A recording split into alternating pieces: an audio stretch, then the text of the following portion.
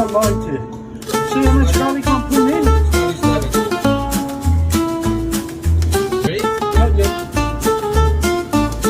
And no cheese on top, because it is what it is.